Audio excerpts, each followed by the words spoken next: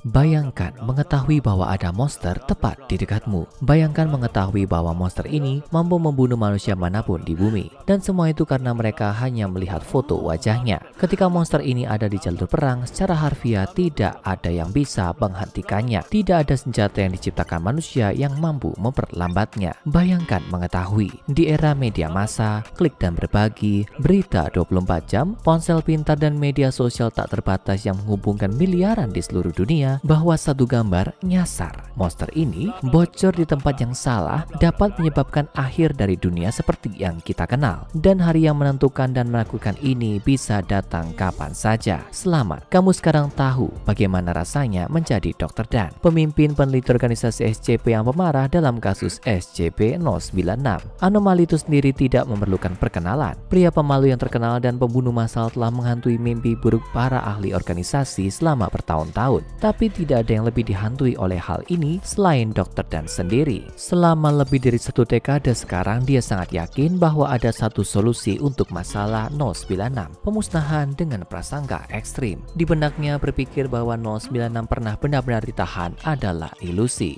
Mereka tidak pernah bisa memastikan berapa banyak fotonya di luar sana, beredar dan menunggu untuk dilihat seperti bom waktu yang menunggu untuk meledak. Sumber daya yang dihabiskan untuk menahannya dan membersihkannya setelah mengamuk yang sering diargumenkan yaitu itu akan lebih baik dihabiskan daripada mencari cara untuk akhirnya membunuhnya. Tapi mengingat kita berbicara tentang organisasi SCP di sini, bukan koalisi gaib global, Dewan O5 tidak melihatnya dengan cara yang sama. Mereka terus-menerus mengabaikan permintaan pemusnahan Dr. Dan, membuat peneliti paranoid semakin marah dengan setiap penolakan. Dia mencoba memperingatkan mereka lagi dan lagi dan lagi. Apa kamu tidak melihatnya? Ini seperti sebatang dinamit dan sekeringnya sudah menyala. Jika Anda tidak membiarkan saya memadamkannya sebelum terlambat, bahkan tidak akan ada orang yang tersisa untuk mengambil potongan-potongan itu.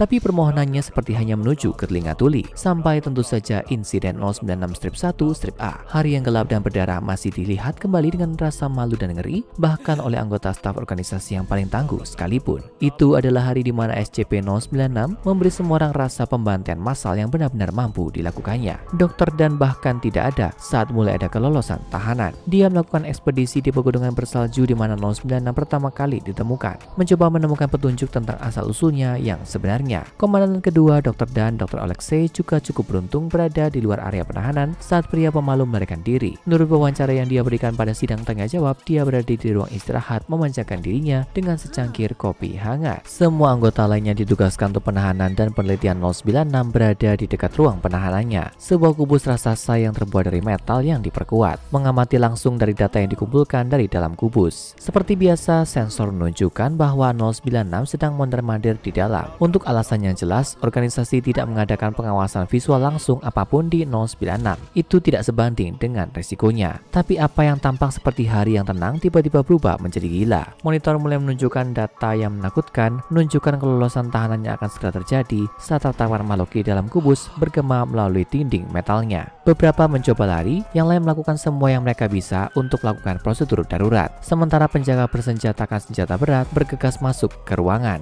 Mereka semua tahu dalam hati mereka bahwa itu tidak akan menyelamatkan mereka. Tapi apalagi yang bisa mereka lakukan? Sebuah kerusakan besar menonjol keluar dari sisi kubus. Lalu yang lain, sebelum metal itu terkoyak seperti kertas tisu saat tangan-tangan marah dari pria pemalu mulai mencakar-cakarnya. Lapisan perlindungan sekunder dikerahkan, tapi mereka tidak membantu. 096 terus menembus semua penghalang. Seperti yang diketahui semua orang yang hadir, begitu dia dalam keadaan marah, tidak ada yang bisa menghentikannya. Secara harfiah, tidak ada. Para penjaga berusaha menembaki anomali itu, tapi peluru mereka tidak berhasil. Saat makhluk itu lepas bebas, sebagian besar orang di ruangan itu setidaknya memiliki kontak visual sesaat dengan wajahnya. Sebagai tanggapan, kode 5 diumumkan dan seluruh ruangan dibanjiri dengan gas saraf yang bekerja cepat membunuh semua orang. Semua orang, kecuali 096 itu sendiri tentu saja. Dalam 2 menit, 096 telah membebaskan diri dari seluruh lokasi penahanan dan mulai berlari melintasi gurun dengan kecepatan yang sangat tinggi menuju target yang jauh.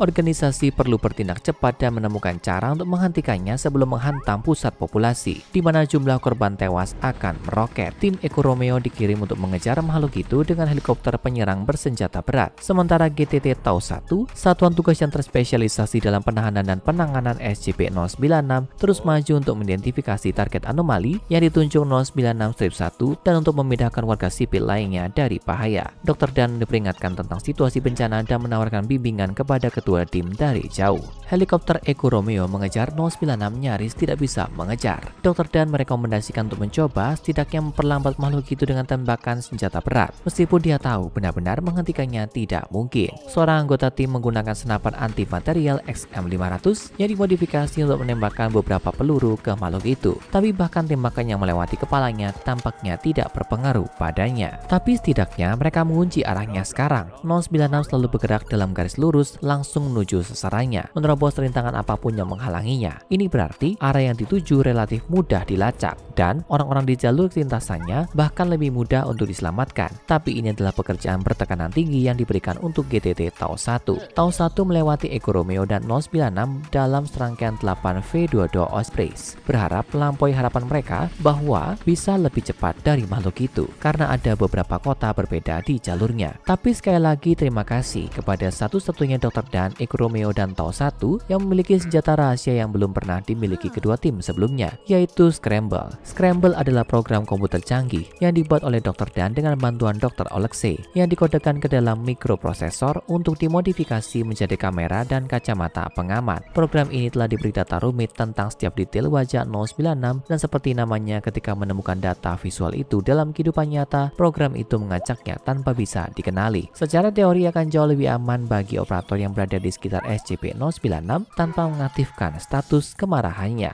Ini dalam teorinya. Itu tidak lama sebelum bencana terjadi, 096 telah masuk ke I-40 dan mulai menyerang kendaraan yang ditemuinya, membunuh orang-orang di dalamnya. Pada titik ini helikopter itu sudah melaju lebih cepat dari helikopter Echo Romeo, membuat mereka pada dasarnya tidak berguna. Tau 1 hanya harus terus maju di sepanjang lintasan 096 dan mencoba mengeluarkan sebanyak mungkin orang dari zona bahaya sampai 096-1 ditemukan dan dihancurkan oleh anomali. Pelatihan bertahun-tahun untuk hari yang mengerikan seperti ini telah membuahkan hasil karena 3 kota pertama di sepanjang jalur 096 berhasil dievakuasi. Pria pemalu hanya berlari menembus mereka semua dan tidak ada nyawa yang hilang. Namun hal yang sama tidak dapat dikatakan untuk kota nomor 4. Seperti prosedur standar, Tau 1 mengumpulkan semua orang di kota dan ditutup matanya. Seluruh tim yang hadir telah memodifikasi kacamata malam dengan mikroprosesor Scramble. Jadi secara teori mereka lebih baik daripada jika 096 mengacau. Anggota Tau 1 berusaha dengan sia-sia untuk membuat semua orang tetap dalam antrian. Mereka mengancam akan menembak siapa saja yang berani melepas penutup matanya ketika 096 akhirnya muncul. Itu tersandung selama kedatangannya, berguling dan menghancurkan beberapa rumah. Kekacauan terjadi.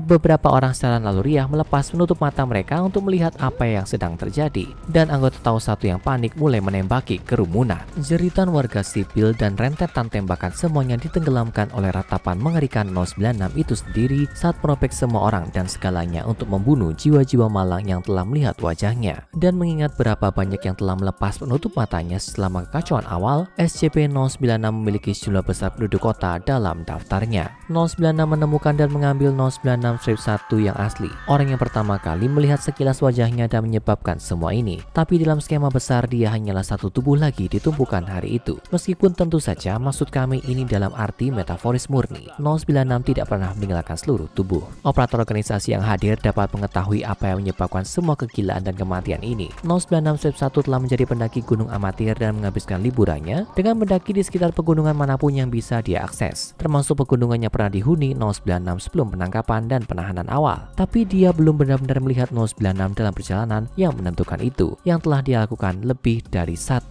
dekade lalu. Namun dalam foto yang diambil hari itu berdiri di lereng gunung yang indah, 096 menjadi cameo, hanya 4 piksel, titik putih kecil di atas salju di sisi kanan belakang foto. Foto ini dengan semua potensi mematikan bom atom telah tersimpan di sana selama bertahun-tahun dan menunggu. Ketika pendaki gunung itu melihat-lihat foto-foto lama pagi itu dan matanya melewati beberapa piksel buram itu, dia tidak tahu bahwa dia baru saja melihat salah satu anomali paling berbahaya yang pernah dilihat dunia. Tapi kamu tidak perlu tahu, hanya 096 saja. Ketika Tau 1 yang dipimpin oleh komandan mereka, Mayor Jack Wilford, mencoba untuk menguasai kembali situasi, keadaan menjadi lebih buruk. Ternyata, teknologi Scramble Dr. Dan, satu-satunya hal yang seharusnya memberi mereka keunggulan dalam situasi ini, tidak benar-benar berfungsi. Segera setelah anggota tim yang memakai kacamata melihat 096 itu memasuki keadaan marah dan mulai membantai mereka. Itu mengoyak banyak anggota gugus tugas taktis, termasuk sejumlah operasi yang diperlukan untuk mengemudikan 8 Osprey. Itu adalah bencana dengan proporsi yang benar-benar epik, dan kegagalan besar teknologi Scramble Dr. Dan adalah faktor kuncinya. Akar dari kegagalan teknologi cukup mudah untuk diketahui. Mikroprosesor Scramble Dr. Dan bekerja dengan cepat tapi tidak cukup cepat. Sekilas sepersekian detik dari wajah 096 berhasil melewatinya, dan itu lebih dari cukup untuk membuat 096 bereaksi. Echo Romeo dan GTT Epsilon tiba tak lama kemudian untuk membereskan kekacauan itu. Ini adalah bencana yang sangat besar sehingga bahkan seorang reporter CNN tiba di tempat kejadian dan mulai syuting sebelum segera dihalau oleh Epsilon. Adalah anggota Echo Romeo yang akhirnya menyelipkan karung di atas kepala 096 yang jinak, mempersiapkannya untuk penahanan sekali lagi. Makhluk itu sekarang puas karena telah melenyapkan semua jiwa malang yang telah melihat wajahnya. Dia menemukan 096 duduk di sebelah minivan yang atapnya robek. Keluarga muda di dalamnya adalah orang terakhir yang melihat wajahnya. Keadaan menjadi sangat buruk setelah kelolosan tahanan, sehingga Dewan O5 mengubah sikap mereka. Akhirnya memberikan izin kepada Dr. Dan untuk menghentikan 096 dengan cara apapun yang diperlukan. Sangat menakutkan untuk berpikir bahwa semua ini dapat terungkap karena beberapa kecelakaan yang waktunya tidak tepat. Tapi mungkin lebih menakutkan untuk mempertimbangkan bahwa itu bukan kecelakaan sama sekali. Tampaknya sangat nyaman bahwa baik Dr. Dan maupun Dr. Alexei jauh dari bahaya ketika semua kekacauan terjadi. Juga nyaman bahwa meskipun kegagalan teknologinya menjadi alasan utama mengapa kelolosan itu mematikan, Dr. Dan masih keluar dari situasi dengan semua yang dia inginkan. Organisasi juga menganggap itu aneh, dan semakin mereka memeriksanya, semakin mereka menemukan detail yang tidak sesuai. Alibi mulai berantakan. Kebetulan tampaknya tidak begitu kebetulan, dan akhirnya mata rantai yang lemah diidentifikasi. Dr. Alexei dibawa ke tekanan dari organisasi. Alexei membocorkan segalanya. Dr. Dan pada dasarnya mengatur seluruh kelolosan tahanan, dan di atas semua itu dia melakukan semua yang dia bisa untuk membuatnya semematikan mungkin. Semua dengan tujuan agar Dewan O5 melihat segala sesuatunya dengan caranya sendiri, dan akhirnya memberikan izin yang dia butuhkan untuk mencurahkan semua sumber daya SCP-096 untuk pemusnahannya. Tapi itu dibayar dengan harga yang mengerikan bagi Dr. Dan secara pribadi. Untuk kejahatannya terhadap organisasi dan kemanusiaan, dia diizinkan untuk mencoba dan mencari cara untuk mengakhiri 096 sekali dan untuk selamanya. Tapi sebagai pembayaran atas kejahatannya, dia sendiri juga akan dimusnahkan segera setelah tugasnya selesai. Apakah nyawa dari semua orang yang tidak bersalah itu dan Dr. Dan sendiri sepadan dengan harga akhirnya karena diberi wewenang untuk mengakhiri SCP-096? Ketika ditanya mengapa dia melakukan semua ini, Dr. Dan hanya berkata, "Itu berhasil. Hanya masalah waktu sampai itu terjadi di pusat populasi besar dan wajahnya tersebar di berita dunia. Aku bisa membunuh 096, tapi aku membunuh diriku sendiri dalam prosesnya." Meskipun kami tidak setuju dengan metodenya, ada sesuatu yang hampir mengagumkan tentang seseorang yang begitu fokus pada tujuan mereka. Sekarang tonton SCP-096 Pria Pemalu dan SCP-096 Lihat foto pria pemalu di luar angkasa, pertanyaan dan teori pria pemalu jika kamu masih ingin memperbaiki yang lain dari 096.